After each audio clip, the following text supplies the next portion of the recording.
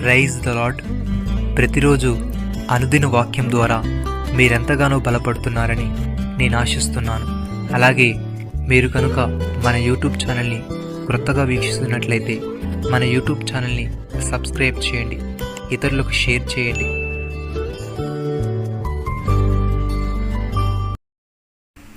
నీతిమంతులు తమ తండ్రి రాజ్యములో సూర్యుని వలె తేజరిల్లుదురు. చెవులు గలవాడు వినుగాక. మత్తయి సువార్త 13:43.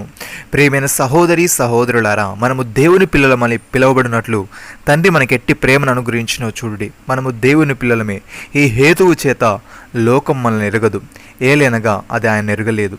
ప్రియులారా, ఇప్పుడు మనము దేవుని పిల్లలమై ఉన్నాము. మనకి ఏమవుద్దుమో అది ఇంకా ప్రత్యక్షము కాలేదు, కానీ ఆయన ప్రత్యక్షమైనప్పుడు ఆయన ఉన్నట్లుగానే ఆయన చూతుము గనుక ఆయన పోలి ఉందుమని ఎరుగుదుము.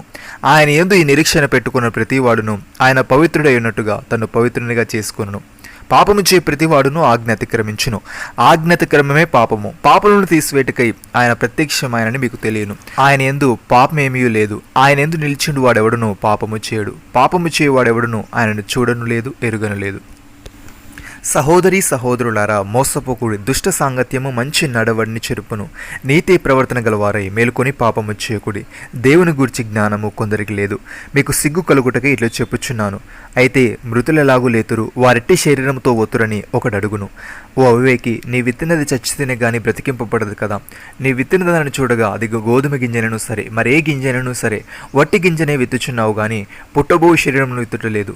అయితే దేవుడు తన చిత్త ప్రకారము నీ విత్తిన దానికి శరీరం ఇచ్చును, మరియు ప్రతి విత్తనమునకును దాని శరీరం ఇచ్చుచున్నాడు. మాంసమంతయు ఒక విధమైనది కాదు. మనుష్య మాంసం వేరు, మృగ మాంసం వేరు, పక్షి మాంసం వేరు, చేప మాంసం వేరు. అయితే ఆకాశ వస్తు రూపములు కలవు, భూవస్తు రూపములు కలవు. ఆకాశ వస్తు రూపముల మహిమ వేరు, భూవస్తు రూపముల మహిమ వేరు. సూర్యుని మహిమ వేరు, చంద్రుని మహిమ వేరు, నక్షత్రముల మహిమ వేరు. మహిమను బట్టి ఒక శరీరమునకు మరి ఒక శరీరమునకు భేదము కలదు కదా. మృతుల పునరుద్ధానమును అలాగే. శరీరము క్షయమైనదిగా విత్తబడి అక్షయమైనదిగా లేపబడును. ఘనహీనమైనదిగా విత్తబడి మహిమ గలదిగా లేపబడును. బలహీనమైనదిగా విత్తబడి బలమైనదిగా లేపబడును. ప్రకృతి సంబంధమైన శరీరముగా విత్తబడి ఆత్మ సంబంధమైన శరీరముగా లేపబడును. ప్రకృతి సంబంధమైన శరీరం ఉన్నది కనుక ఆత్మ సంబంధమైన శరీరము కూడా ఉన్నది. ఇందు విషయమై ఆదాము మొదటి మనిషి జీవించు ప్రాణి ఆయనని వ్రాయబడి ఉన్నది. కడపటి ఆదాము జీవింపజేయ ఆత్మ ఆయను.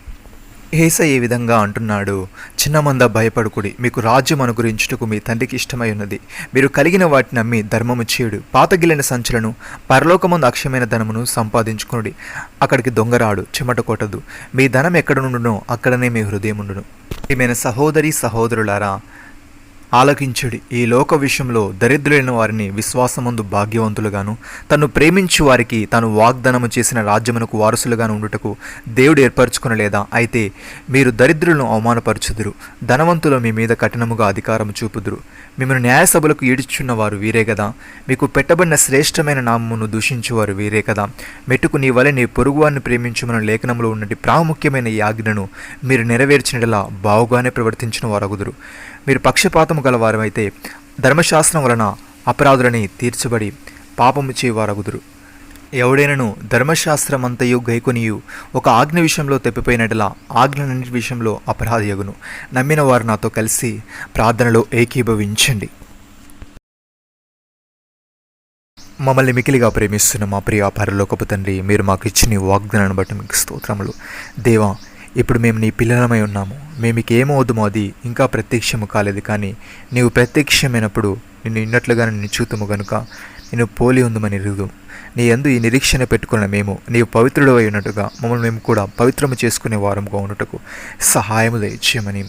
దుష్ట సాంగత్యము మంచి నడవడిని చెరుపును గనుక మేము నీతి ప్రవర్తన గలవారమై మేలుకొని పాపము చేయకుండాటకు కృప చూపమని మీరు మాకిచ్చిన గొప్ప రక్షణ భాగ్యమును బట్టి మీకు వందనాలు చెల్లిస్తూ ప్రభు అయిన యేసు క్రీస్తు నామములో ప్రార్థిస్తున్నాము తండ్రి. ఆమేన్.